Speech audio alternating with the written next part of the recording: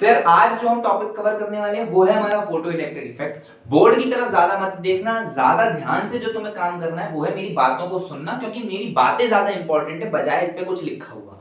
तो यार सबसे पहले फोटो इलेक्ट्रिक इफेक्ट में सबसे पहली जो चीज आएगी वो आएगी उसकी डेफिनेशन। इसकी डेफिनेशन को क्लियर करते हैं। इसकी डेफिनेशन हमें क्या बताती है? The process of ejection of electron from a metal surface on incidence of light is known as photo electric effect. Simple सी बात है, एक मेटल सरफेस है, इस मेटल सरफेस पे मैंने लाइट गिराई, लाइट गिराने की वजह से मेरा इलेक्ट्रॉन बाहर आया, इलेक्ट्रॉन का इजेक्शन हुआ, इसी को हमने क्या नाम दे दिया? इसी को हमने नाम दे दिया फोटो इलेक्ट्रिक इफेक्ट। नाम से भी देखो, फोटो इलेक्ट्रिक, फोटो इलेक्ट्रिक मतलब फोटोन की वजह से इलेक्ट्रॉन निकल रहा है, फोटोन की वजह से इलेक्ट्रॉन निकल रहा है। अब मजे की बात क्या है? मजे की बात यह है कि यार हमारा जो एक्सपेरिमेंट था वो हमारा एक्सपेरिमेंट किया था हॉलबर्ग और लिनार्ड ने। किसने किया था? हॉलबर्ग और लिनार्ड ने। हॉलबर्ग और लिनार्ड ने एक्सपेरिमेंट किया तो था, पर वो बेचारे खुद ही फंस गए थे और समझ नहीं पाए थे कि हो क्या रहा है। तो इसको समझाने का काम जो किया था वो किया था आइंस्टीन ने। आइंस्टाइन को समझाने के लिए नोबेल प्राइज भी मिला है कि उन्होंने फोटो इलेक्ट्रिक इफेक्ट को एक्सप्लेन किया है और साथ ही साथ वेव नेचर और पार्टिकल नेचर की लड़ाई को शांत करा करके लाइट को डुअल नेचर का नाम दिया है। ये काम हमारा आइंस्टीन ने कराया था और इसके लिए उनको नोबेल प्राइज भी मिला था। अब एक्सपेरिमेंट में जो हुआ था वो ये था कि यार इन्होंने क्या करा, इन्होंने हमारे मेटल सरफेस पर बल्ब लगाए। बल्ब लगाने से इन्होंने क्या किया? इन्होंने बोला कि लाइट गिरा रहे हैं, इलेक्ट्रॉन बाहर आना चाहिए, लाइट गिरा रहे हैं, इलेक्ट्रॉन बाहर आना चाहिए। तो इन्होंने क्या करा कि यार एक बल्ब लगाया, दो बल्ब लगाए, तीन बल्ब लगाए, चार बल्ब लगाए, 10 बल्ब लगा दिए, लेकिन इलेक्ट्रॉन बाहर नहीं आया, इलेक्ट्रॉन बाहर नहीं आया। अब इलेक्ट्रॉन बाहर कैसे आए? ये पड़ गए परेशानी में। इलेक्ट्रॉन बाहर कैसे आए? हम तो इंटेंसिटी को बढ़ाए जा रहे हैं, इंटेंसिटी बढ़ाए जा रहे हैं, लेकिन इलेक्ट्रॉन बाहर नहीं आ रहा, इलेक्ट्रॉन बाहर नहीं आ रहा। फिर इन्होंने बोला कि ऐसा करते हैं, सब हटाओ, एक बल्ब लाओ, लेकिन एक बल्ब की फ्रीक्वेंसी होनी चाहिए एक्यूरेट। ठीक है, एक बल्ब की होनी चाहिए फ्रीक्वेंसी एक्यूरेट। तो ये फ्रीक्वेंसी को बार बार वेरी करते रहे। फ्रीक्वेंसी को वेरी करने के बाद इनको एक ऐसी फ्रीक्वेंसी मिली जिस पर इलेक्ट्रॉन इजेक्ट कर गया, जिस पर इलेक्ट्रॉन इजेक्ट कर गया, जिस पर इलेक्ट्रॉन इजेक्ट कर गया। तो मुझे क्या समझ में आया? मुझे ये समझ में आया कि यार इंटेंसिटी बढ़ाने से इलेक्ट्रॉन बाहर नहीं आता, इंटेंसिटी बढ़ाने से इलेक्ट्रॉन बाहर नहीं आता।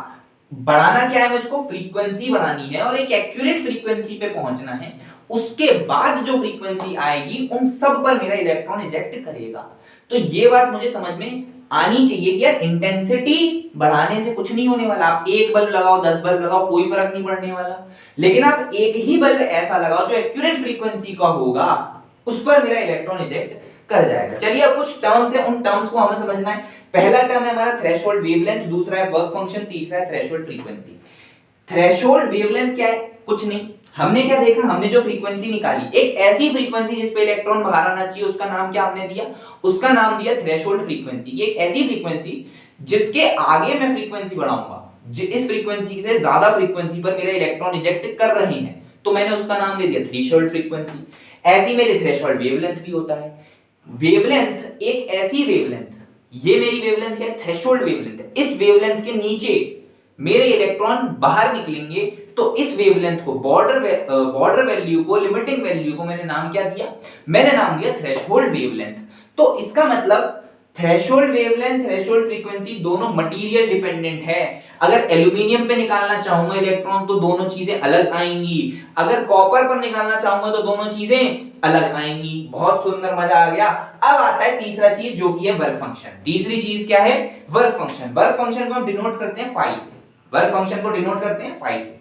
अब वर्क फंक्शन क्या है? वर्क फंक्शन को सबसे अच्छा तरीका समझने का ये है, क्योंकि मैं उत्तर प्रदेश से हूं, मैंने तो देखी है घूसखोरी, मैंने देखी है घूसखोरी। अब आप गए नगर निगम, नगर निगम में आपको प्रॉपर्टी से काम कराना है, आपकी प्रॉपर्टी है, उससे आपको कुछ काम कराना है, कुछ काम है। आप गए अधिकारी के पास, अधिकारी ने बोला कि यार कम से कम मेरे को आप 500 रुपए दो, तब तो शायद काम होगा, नहीं तो नहीं होगा। कम से कम आपको 500 तो देने पड़ेंगे, कम से कम आपको 500 तो देने पड़ेंगे। अब ये जो कम से कम 500 देने पड़ेंगे ना, ये है मेरा वर्क फंक्शन। अब इसके ऊपर मैं बढ़ाता जाऊं तो मेरी चांसेस काम होने की बढ़ती जाएगी। 500 की जगह 600 दे दिए, काम होने की चांस बढ़ गई। 1000 दे दिए, काम होने की चांस बढ़ गई। लेकिन काम होने की कोई गारंटी नहीं है, काम होने की कोई गारंटी नहीं है, लेकिन कम से कम मेरे को 500 तो देने ही है। अब वो जो मैंने 500 दिए वो मेरा क्या है, वर्क फंक्शन। हर मेटल का अपना कुछ ना कुछ वर्क फंक्शन होता है कि भाई कम से कम इतनी एनर्जी तो मैं लूंगा, उसके बाद जाएगी इलेक्ट्रॉन के पास। कम से कम इतनी एनर्जी तो मैं लूंगा, उसके बाद जाएगी इलेक्ट्रॉन के पास। तो वो जो वर्क फंक्शन होता है, वर्क फंक्शन होता है hc बाय लैम्डा नॉट। अब ये जो लैम्डा नॉट है, ये लैम्डा नॉट क्या है, थ्रेशोल्ड फ्रीक्वेंसी। ये जो लैम्डा नॉट है ये क्या है, थ्रेशोल्ड फ्रीक्वेंसी। इसको मैं h f नॉट भी लिख सकता था, h f not. f not क्या हो जाता, थ्रेशोल्ड फ्रीक्वेंसी। f नॉट क्या हो जाता, थ्रेशोल्ड फ्रीक्वेंसी। इसको देखो hc क्या होता है, 12400 बटे लैम्डा नॉट, जो कि मेरी इलेक्ट्रॉन वोल्ट में आ जाएगी। बहुत सुंदर, बहुत सुंदर। अब आता है आपका एक सवाल। सवाल क्या आता है कि इलेक्ट्रॉन का बाहर आना और कितने इलेक्ट्रॉन का बाहर आना, ये दोनों अलग सवाल है। ये दोनों जो है हमारे अलग सवाल है। इलेक्ट्रॉन का बाहर आना जो है वो डिपेंड करता है फ्रीक्वेंसी पे, कि मेरी एक्यूरेट फ्रीक्वेंसी क्या है। तब तो मैं बोल पाऊंगा कि यार इलेक्ट्रॉन बाहर आएगा नहीं आएगा। लेकिन कितने इलेक्ट्रॉन का बाहर आए, कितने इलेक्ट्रॉन बाहर आए, वो डिपेंड करता है नंबर ऑफ फोटॉन्स पे। कितने फोटॉन्स मैंने भेजे, कितने फोटॉन्स मैंने भेजे। अच्छा, अब इतनी बात आपको समझ में आ गई, इतनी बात क्लियर हो गई। तो अब एक सवाल आपके मन में और आ रहा होगा कि यार हमने इतना पढ़ा, फ्रीक्वेंसी पढ़ा, इंटेंसिटी पढ़ा, लेकिन इस बात से ये क्लियर नहीं हुआ कि यार वेव नेचर क्यों नहीं है, पार्टिकल नेचर क्यों है, वेव नेचर क्यों नहीं है, पार्टिकल नेचर क्यों है। वेव नेचर होता तो क्या होता, मामला तो सारा एनर्जी का ही है, मामला तो सारा एनर्जी का ही। मैंने मेटल सरफेस पे एनर्जी डाली, मैंने मेटल सरफेस पे एनर्जी डाली, तब वो एनर्जी लेकर के इलेक्ट्रॉन बाहर आया। भाई फोटोन की एनर्जी क्या थी, hc बाय लैम्डा नॉट। तो मैंने एक मिनिमम लैम्डा नॉट डाला, तब जाकर के इलेक्ट्रॉन बाहर आया। तो वो जो लैम्डा नॉट था वो क्या था, एनर्जी का factor. hc by lambda naught क्या, एनर्जी का फैक्टर। तो वेव में भी तो मैं एनर्जी का फैक्टर ला रहा था, वेव में भी तो मैं इंटेंसिटी को बढ़ा रहा था, इंटेंसिटी बढ़ा रहा था, लेकिन इलेक्ट्रॉन बाहर ही नहीं आ रहा था।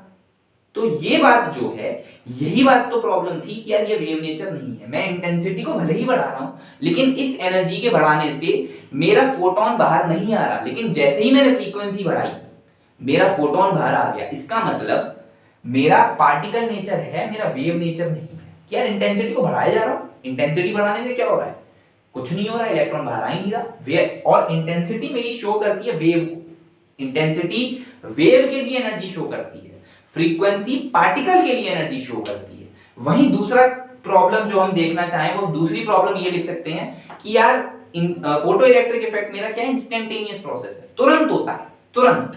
वेव के लिए अगर मैं वेव देता तो थोड़ा टाइम लगता, थोड़ा टाइम बाद इलेक्ट्रॉन बाहर आते, लेकिन इट्स एन इंस्टेंटेनियस प्रोसेस। दूसरी बात अगर मैं बोलना चाहूं, मैंने लाइट भले ही गिराई, मैंने भले ही फोटॉन्स गिराए, लेकिन इसमें भी कैटेगरी है। कुछ कैटेगरी है लायक फोटॉन्स की और एक कैटेगरी है नालायक फोटॉन्स की। लायक फोटॉन्स कौन से, जो इलेक्ट्रॉन को बाहर निकाल सकते हैं, which are capable of ejecting electrons. नालायक कौन से, जो कि इलेक्ट्रॉन को बाहर नहीं निकाल पाए, इलेक्ट्रॉन को बाहर नहीं निकाल पाए। तो अब खुद सोचो, खुद सोचो, मैंने number of electrons, number of photons निकाले थे, पिछले लेक्चर में भी नंबर ऑफ फोटॉन्स निकाले थे। नंबर ऑफ फोटॉन्स क्या होते हैं, IA lambda upon hc। This is my number of photons, number of photons. लेकिन जब मैंने इतने फोटॉन्स मेटल सरफेस पे गिराए तो इतने इलेक्ट्रॉन्स तो निकले नहीं। भाई साहब क्या चल रहा है, इतने इलेक्ट्रॉन्स तो निकले नहीं, इलेक्ट्रॉन्स निकले इससे बहुत कम। अगर आपको एक रेशो दूं, एक एस्टिमेशन दूं, तो 1000 फोटॉन पे एक इलेक्ट्रॉन निकलता है। 1000 फोटॉन पे एक इलेक्ट्रॉन, मतलब कि आपके 999 नालायक फोटॉन थे, किसी काम नहीं आए, एक ही फोटॉन था जो लायक था। तो इतना ज्यादा आपका रेशो रहता है। अच्छा, अब चलते हैं दूसरी बात पे। दूसरी बात क्या है कि आपका ये मेटल है, ये मेटल सरफेस है, और मान लो कि इस मेटल पे मैंने 4 इलेक्ट्रॉन वोल्ट का फोटोन गिराया। कितना गिराया, 4 इलेक्ट्रॉन वोल्ट का। इस मेटल का वर्क फंक्शन जो था वो था 1.5, तो कितना बचा 2.5 बचा। अच्छा भाई साहब, अच्छा, तो इसका मतलब कि यार 4 की एनर्जी देने के बाद 1.5 घटा लो, 2.5 बची। तो इलेक्ट्रॉन अगर पूरी की पूरी एनर्जी भी ले ले, सारी की सारी एनर्जी भी ले ले, तो भी वो मैक्सिमम 2.5 इलेक्ट्रॉन वोल्ट की काइनेटिक एनर्जी से बाहर आ सकता है। सही बात है कि 2.5 इलेक्ट्रॉन वोल्ट की एनर्जी से बाहर आ सकता है। तभी जो है हम ये इक्वेशन लिखते हैं कि जो मैंने एनर्जी दी वो गई मैक्सिमम काइनेटिक एनर्जी में प्लस आपके वर्क फंक्शन में। जो मैंने एनर्जी दी वो कहां गई, वो गई मैक्सिमम काइनेटिक एनर्जी में प्लस वर्क फंक्शन में। अब ये जो मैक्सिमम काइनेटिक एनर्जी यही क्यों लिखते हैं, क्योंकि इस बात की कोई गारंटी नहीं है कि सारी की सारी एनर्जी इलेक्ट्रॉन ले जाए। जब मैंने 4 दी 1.5 कट गई तो बची 2.5, इसकी कोई गारंटी नहीं है कि 2.5 पूरी की पूरी इलेक्ट्रॉन के पास जाएगी। ऐसा भी हो सकता है कि इलेक्ट्रॉन जस्ट सरफेस पे आ गया निकल के, ऐसा भी हो सकता है इलेक्ट्रॉन बहुत तेज गया, ऐसा भी हो सकता है इलेक्ट्रॉन मीडियम स्पीड से गया। तो इसकी कोई गारंटी नहीं है कि पूरी की पूरी 2.5 इलेक्ट्रॉन को मिल जाएगी। एनर्जी का लॉस हो जाता है बहुत सारी, वाइब्रेशनल एनर्जी में, हीट एनर्जी में, किसी फॉर्मेट में हमारी एनर्जी का लॉस हो जाता है। तो ये जो पूरा था, ये पूरा आपका एक फोटो इलेक्ट्रिक इफेक्ट का बेसिक पार्ट था, बेसिक थ्योरी था जो हमने कवर कर लिया। इसके बाद हम ग्राफ्स वगैरह कवर करेंगे। तो बने रहिए सीरीज में, बने रहिए चैनल पर, चैनल को सब्सक्राइब कर दीजिए, वीडियो को लाइक कर दीजिए। मिलते हैं अपनी अगली वीडियो।